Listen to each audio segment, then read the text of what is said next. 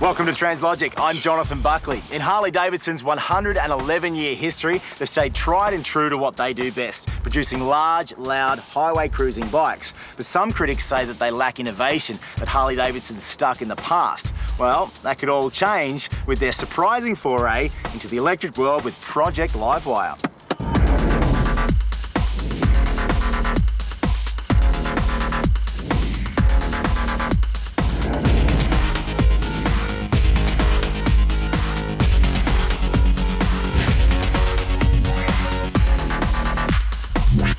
So I'm finally out on the LiveWire.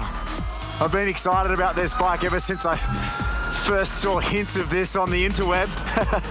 First thing you notice when you walk up to it is just how good the fit and finish is on this bike. And for a prototype, it's the kind of build quality that you'd expect from a major manufacturer like Harley-Davidson.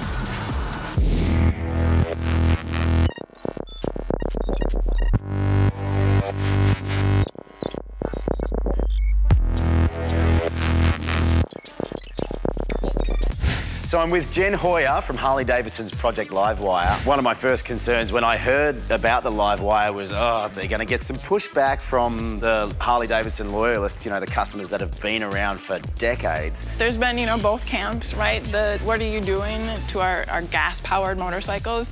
And we are never going to go away from those bikes. One of the big things for us is our future, right? We've been around for 111 years, and we are bound and determined to have another 111 years ahead of us. Strategically, what do we need to stay in the space of motorcycling for the future? And definitely electric vehicles is going to be one of those things for us. So that's something, I mean, obviously you want to stay relevant with a newer generation. I mean, are you trying to expand your market? Actually, the past 6 years, we have owned market share in the United States of young adults, for women, for African Americans, for Hispanics, and for our core customer, which is a white male over 35. So we're doing a really good job of having customers today and for the future. But again, yes, absolutely, this is another way for us to reach out and make sure that that customer base is continuing to grow.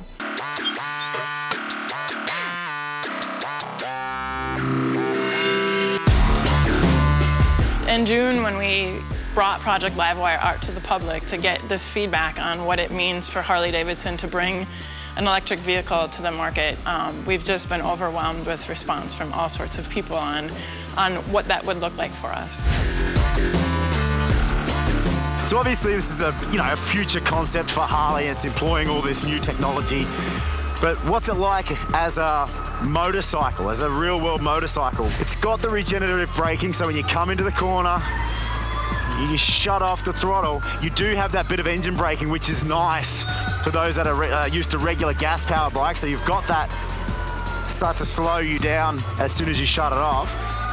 I'm in range mode right now, which means it's limited, I think, to 60 miles an hour. A little bit less power, a little less throttle. But that should give me the extended range to go a little bit further.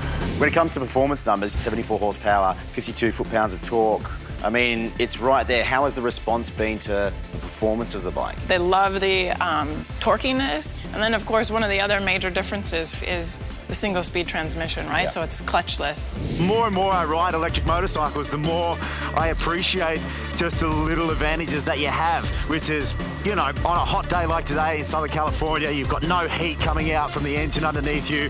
You've got no clutch again, which allows you just to relax and cruise around one-handed like I am now. Now we're in power mode, which gives us half the range. Let's see if it gives us double the power.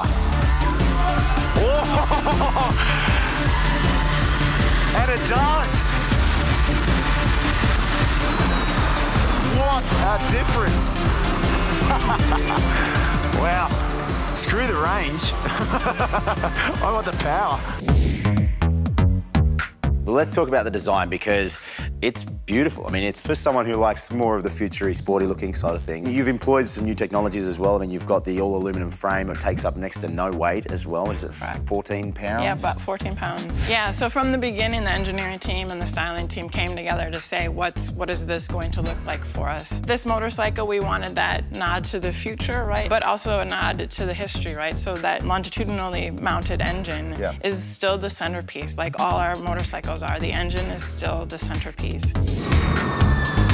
Now, a lot of Harley enthusiasts are probably going to be upset with the lack of noise that it makes.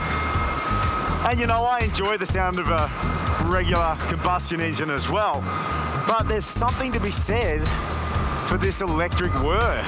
What's been the feedback about that? Obviously, sound is a big part of Harley. What was the thought behind the sound of the engine? Interestingly enough, they don't necessarily hear the big rumble of the engine and the exhaust. So it's a different type of riding experience. It's not hearing the rumble, but they've been excited. That's what I mean. The feedback has been, oh my gosh, I can hear everything that's going on around me. One thing I've really enjoyed whilst riding the LiveWire is the display. It's an LCD display, it's touchscreen, and I have touch-capable gloves, which makes things a little bit easier to navigate. I don't have to take my gloves off every time. But it's super clear. It's a really bright day. It's the middle of the day. The sun's high in the sky, but I can see everything clearly. There's been so much positive feedback now, and it has been a few months since it's been out. Has Harley changed its perspective now as saying this is something that we're going to do? It's still up in the air, mostly because we had said in June when we came out with the LiveWire tour here in the United States that we for sure were going to be taking it internationally. So next year we're taking it to Europe. Get the feedback from our customers. What do they want? What do they think the range should be? What will they pay for it? So that when and if we're at a point of bringing this out to market, it is a no excuses motorcycle that they have told us they're excited about and that they want. It'd be nice to see this thing actually make it to production. I hope it's not just a flash in the pan. Range is not where it needs to be. 50 to 60 miles range is just simply put not enough. Then you've got price. If you get a bike that looks like this, performs like this, and you can get it for under 20 grand, pretty quickly you're gonna see a lot of these on the road. Does Harley have an idea, obviously it's a long way away yet, but of the pricing structure of a bike like this? Notoriously, electric bikes are more expensive than their gas-powered counterparts. That's part of the whole feedback that we want. What are customers willing to pay, and what will they get out of the motorcycle? So making sure that the price point matches the features and benefits of the bike, and making sure that it will sell. So we don't have that, as we mostly know, because the technology is rapidly evolving, and obviously one of those things that we hope will be prices of batteries being able to come down. Well, there you have it, the Harley-Davidson LiveWire. It's a fantastic example of what a company like that can do when it comes to innovation and thinking up new products. Granted, this is only a prototype at this stage, but of all of the things that we test, this would be surprising if it didn't make it to market in the next few years, just considering the sheer amount of effort and research and marketing that Harley has put into this thing. For Translogic, I'm Jonathon Buckley. We'll catch you next time.